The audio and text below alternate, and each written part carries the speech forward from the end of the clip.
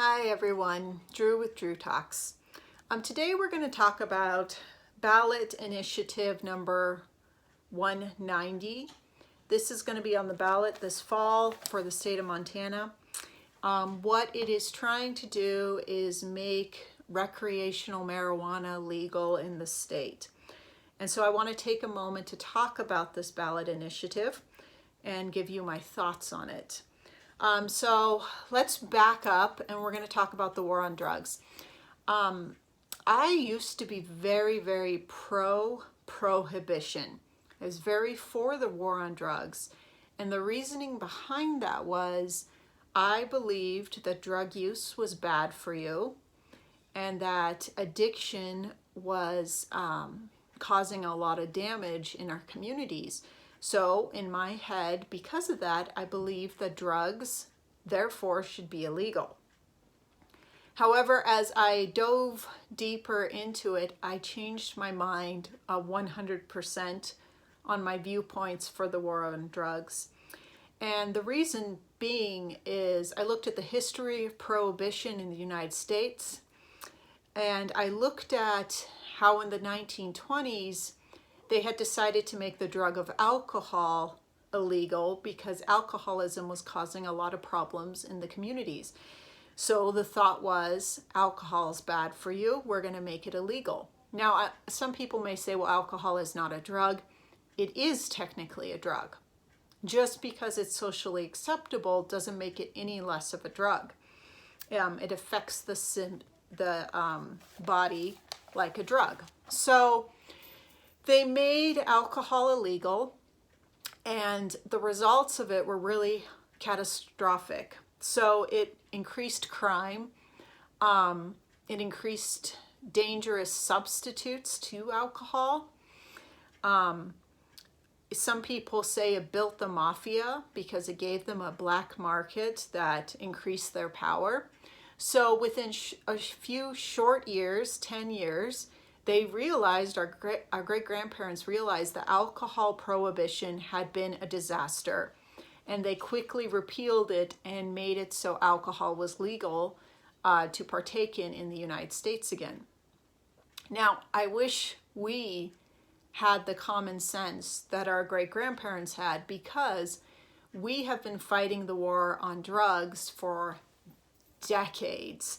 And we have yet to realize that it is a failed policy. A lot of cops are going to tell you that we need to keep the war on drugs going because their entire infrastructure is built on the war on drugs at this point. The police have been heavily militarized by this war on drugs. They're put in constant conflict with people. We have to have bigger police forces to wage this war that they shouldn't be fighting. So a lot of police officers are going to disagree with me because it has become such a part of cop culture.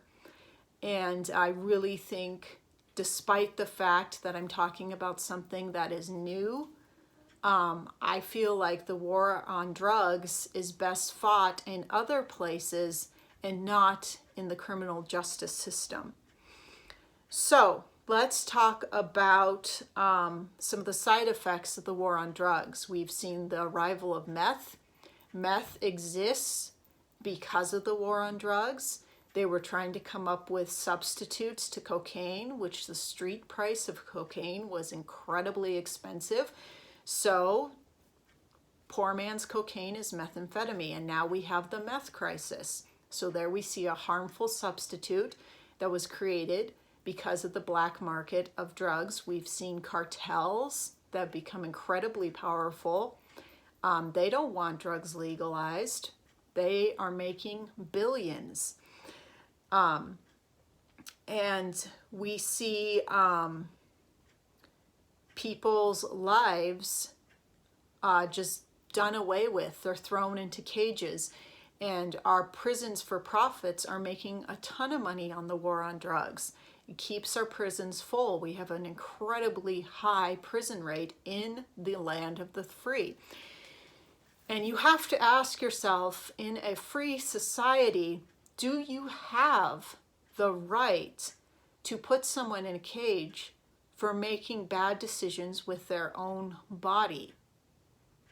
I mean, if we think about it just in that sense, are they not free to make their own decisions and also suffer the consequences of their decisions? Or do you have the right to say, well, I believe this is bad for you, and if you choose to participate in this, I believe you should be put in a cage so I can live in my nice community and pretend we don't have a drug addiction problem because all the addicts are getting put away in cages where I don't have to see them. Which is super hypocritical too, because the biggest drug pushers in the United States are the big pharmaceutical companies. They are pushing drugs that are killing as many people, if not more people, than the black market drug dealers on the street selling cocaine and heroin. If you don't believe me, today an article came out, the maker of oxycodone is now in big trouble and is going to file bankruptcy because they've been pushing their painkillers on people and it's killing people. And now we have a crisis with that. So, you know, we may judge people who are using the black market drugs, but how many of us are popping these pills? And the only reason that is considered legal is just because the government has put a legalized stamp on it. Doesn't make it any more morally right or wrong. So I see a lot of hypocrisy in the drug war. I see a lot of violence. I think if we didn't have the drug war, our police officers wouldn't be in constant conflict with the populace. It's just been a bad policy. I could go on and on and on about this. But anyway, I digress. So let's talk about this initiative on the ballot. I have always wanted to be able to have the opportunity to vote the drug war out of our society. I have always wanted to be able to do that. So I was excited when I heard we were going to have recreational marijuana on the ballot to vote on. I was very excited. People say, oh, you can't do that because marijuana is a gateway drug. Yeah, it's a gateway drug because you have to go through a drug dealer to get it. And they want you using harder stuff and coming back for some of that sweet, sweet high. But that's why it's a gateway drug. Your kids are going to be offered drugs, whether they are legal or not. So you just need to be aware of that. Don't think because you make it illegal, you make it hard to get. It's not. I've been offered drugs when I was younger. I didn't take them because I felt complete as a person and there was nothing they had to offer that could add anything to my life. That's the long and short of why I never took drugs. I wasn't looking for anything. So you want your kids to stay off drugs, give them a purpose and a meaning, and help them be fulfilled as human beings and not searching for anything. Anyway, but I was excited. However, I got a call from the Conservation Corp, whatever they are, the other day, all excited about this because they said, just so you know, our branch of the government is super underfunded and this is going to fund us. And I just laughed in that young man's ear. I said, I live in Helena. There is nothing underfunded about the government at all.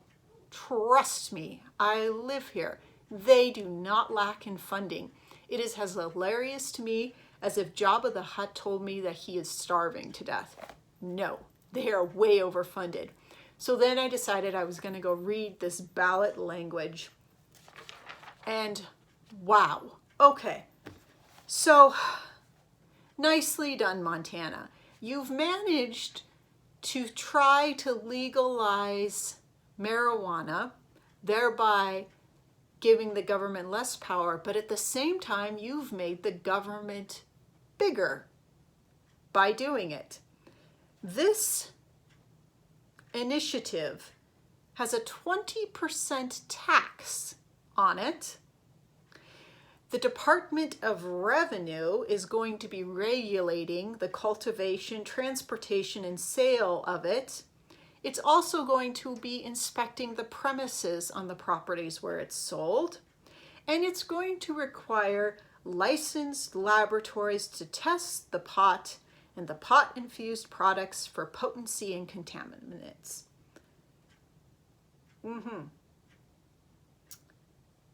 One thing I do like is it's going to give the opportunity for people who have been convicted of pot crimes to be exonerated. But this is absolutely a beast.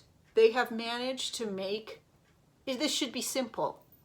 Marijuana is decriminalized. There is no need for extra taxes. The government has enough taxes.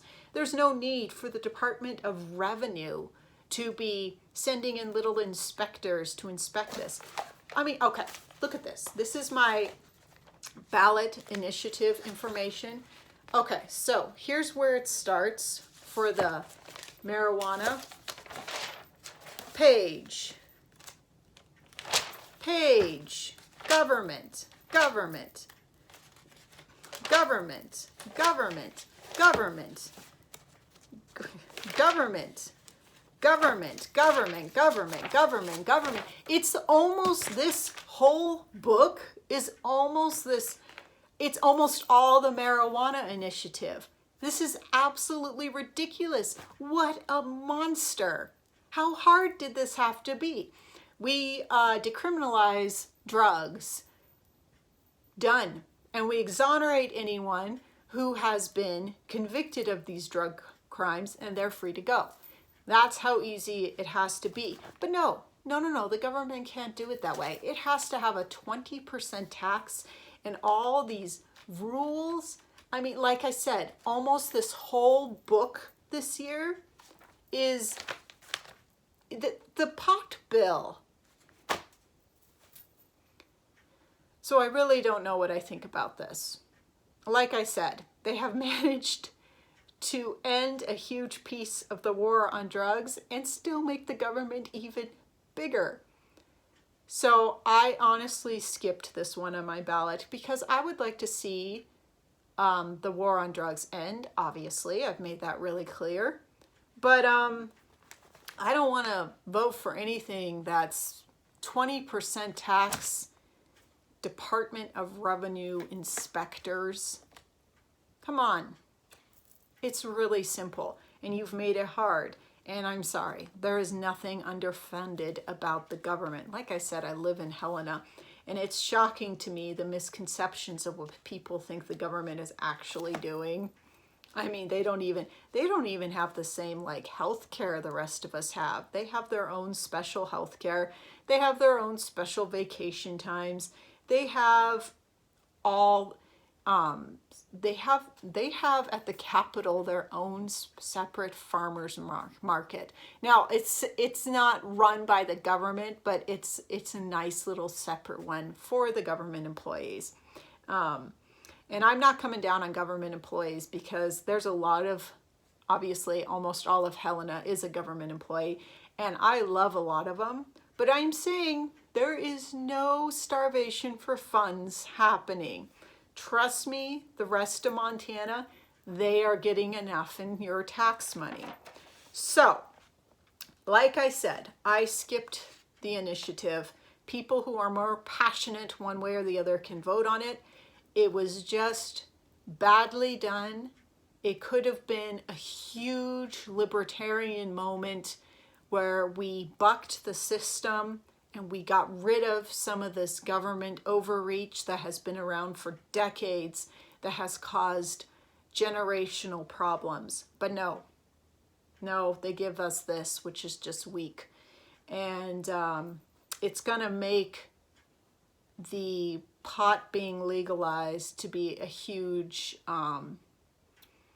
catastrophe, honestly. I don't think any local distillery can do all this stuff. So it's going to just promote like some big pot dealer coming in and closing down like any local venture in this. So vote however you want on this one. Like I said, I just skipped it. I'm not going to vote for it. and I don't hate it enough to vote against it. So those are my thoughts. Like, share, dislike, leave a comment. Tell me how you voted on this one. And I guess I'll see you next time. And hopefully the election gets here and we can just get it over with, because this has been a long election year. Thanks, guys. Bye.